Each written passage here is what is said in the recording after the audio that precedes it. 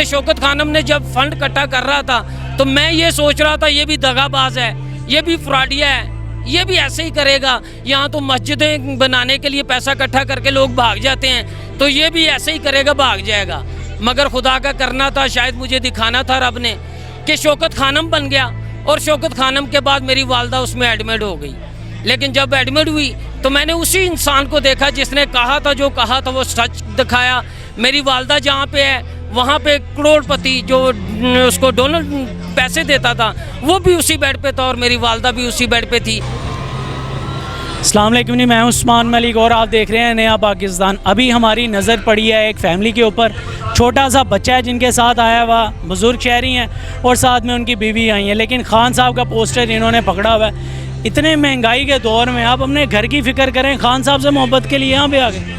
ये महंगाई को ख़त्म करने के लिए ही तो ये कुछ कर रहे हैं, वरना जितनी महंगाई हो चुकी है इस मुल्क में, गरीब आदमी तो मर रहा है। वहाँ पे सैलाब आए हुए हैं, लोग उसको राशन वगैरह दे रहे हैं, लेकिन किसी को ये ख्याल आया कि ये तूफ़ान जो महंगाई का हम लोगों पे आया हुआ है, हमारे लोगों का क्या बन रहा होगा। उनके तो घर बार चले गए, सब कुछ चले गए, उनकी तरफ ध्यान भी जा रहा है, हमारे लोगों का भी जा रहा है, हमारा भी दिल दुख रहा है उन पे। मगर हम पे किसका दिल दुखेगा। हम तो ये देख रहे हैं महंगाई का ये आलम है कि आटे के लिए ढूंढना पड़ता है। पैसे हैं जेब में तो आटा नहीं मिल रहा, अगर आटा मिल रहा है तो पैसे जेब में इतने नहीं होते कि किलो 2 किलो आटा लेके अपनी फैमिली का गुजारा कर लें।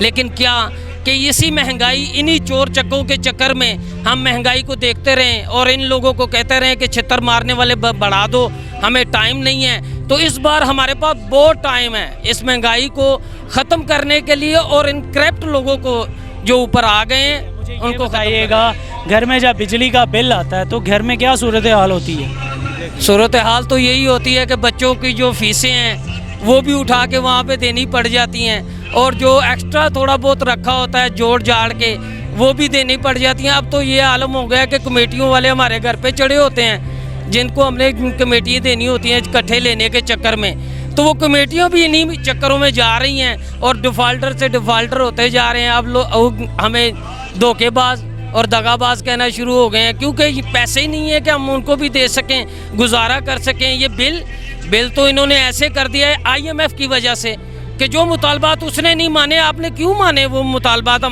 हमें नहीं देख रहे कि एक महंगाई के तूफ़ान में हमें आपने घेर लिया है। अब वो आंधी है और तूफ़ान है, उसमें हमें नज़र ही कुछ नहीं आ रहा।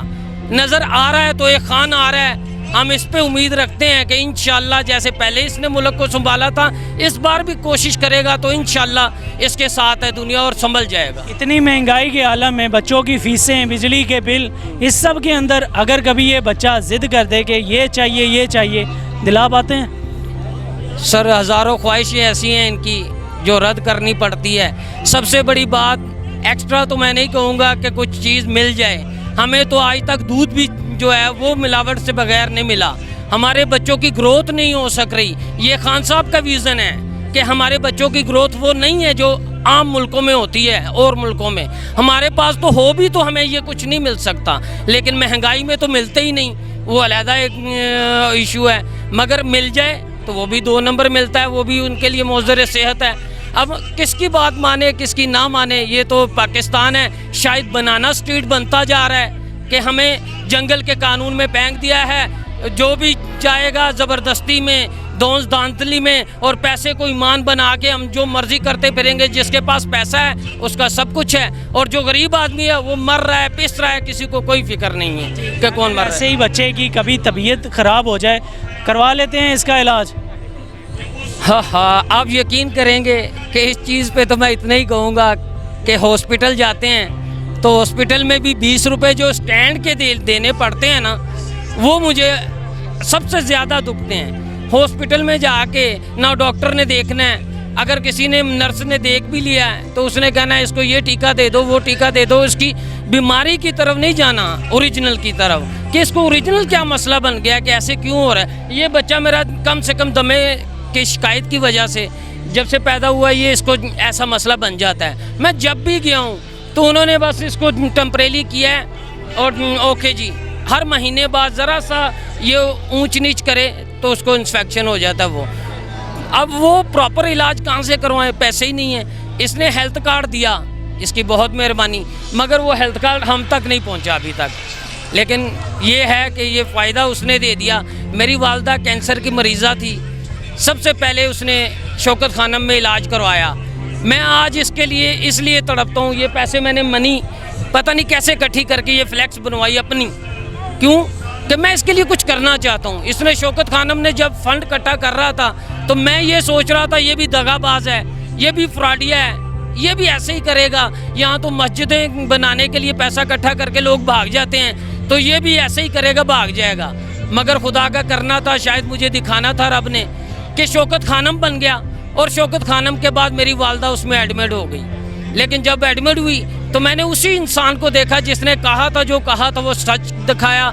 मेरी वालदा जहाँ पे है वहाँ पे करोड़पति जो उसको डोनर पैसे देता था वो भी उसी बेड पे था और मेरी वालदा भी उसी बेड पे थी। मैं महंगाई की आवाम है जी, लेकिन इन सब की उम्मीद इस वक्त खान साहब के रूप में है। सबको एक उम्मीद है कि ये वो फ़र्द वाहिद है जो हमें इस वक्त इस बहरान से मुश्किल के अंदर से निजात दिला सकता है। अस्सलाम वालेकुम सर, क्या कहना चाहेंगे महंगाई के हवाले से? अच्छा भाईजान, महंगाई के बारे में मैं आपको ये बात करता हूँ कि देखो, मरियम नवाज़ और ये शहबाज शरीफ और ये राना सनाउल्लाह, ये जितनी भी ये चोर इकट्ठे हो गए हैं, इन लोगों का ये एक ही डिमांड था। इन लोगों ने लॉन्ग मार्च निकाली और मौलाना डीजल और ये क्या बोलते हैं उसको, जद्दारी गद्दारी जो है, और बिल्लो रानी, इन लोगों ने क्या बोलते हैं कि इस्लामाबाद में धरने दिए। इमरान खान ने इनको वेलकम किया, आज हम आप लोगों को खाना भी खिलाएँगे, आप लोगों को सहूलत भी दे देंगे। और इस चीज़ का मैं गवाह हूँ कि इमरान खान ने इनको दावत दी है, खाने का पूछा है इन लोगों से कि अगर आपको हम खाना देते हैं, इन लोगों ने बोला कि नहीं हम खाना, फिर भी हमारी तरफ से इनको पैगाम पहुँचे है खान की तरफ से। और दूसरी बात यह कि इन लोगों ने लॉन्ग मार्च निकाला कि हम महंगाई ख़त्म कर देंगे। फिर उसके बाद अमेरिका की जो साजिश आई थी तो पूरी दुनिया को पता थी। उसके बाद क्या बोलते हैं कि महंगाई के हवाले से बताएं, जब आपके घर में बिजली का बिल आता है क्या कैफियत होती है आपकी? फिर उसके बाद इन लोगों ने अदम एतमाद किया। जब अदम एतमाद में इमरान खान की हुकूमत गिराई, किसकी वजह से कि ये महंगाई कर रहे हैं। महंगाई की वजह से नवाज शरीफ के दिल पे पत्ता रख के वो तो रोता है खून के आंसू के 2 रुपये 1 रुपये पेट्रोल क्यों महंगा हो गया, सही है। उसके बाद अभी इन लोगों की हुकूमत मिल गई, अल्लाह ने इनको मौका दे दिया।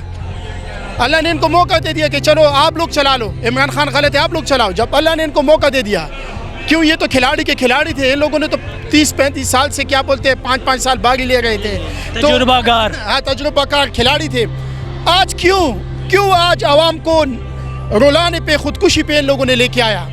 आज एक 30,000 रुपये का जो नौकर बंदा है वो 8,000 रुपये का बिजली का बिल देता है।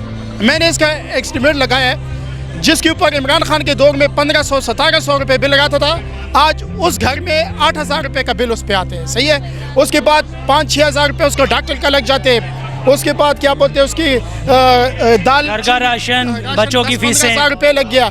उसमें गैस का बिल आ गया, किसी का किराए पे घर है तो 20-25 हज़ार रुपये। और ये बगैर, बस अभी मैं कुछ इनके लिए लफ्ज़ इस्तेमाल नहीं कर सकता कि अवाम का गम और गुस्सा है जी अपनी ज़ुबानों के ऊपर। अवाम जो है अपने जज्बात के ऊपर जो काबू नहीं कर पा रही। हर एक का यही कहना है कि महंगाई का जो हमें नज़र एक आती है उम्मीद, वो सिर्फ खान साहब के ऊपर। आप देख रहे थे नया पाकिस्तान और मैं उस्मान मलिक।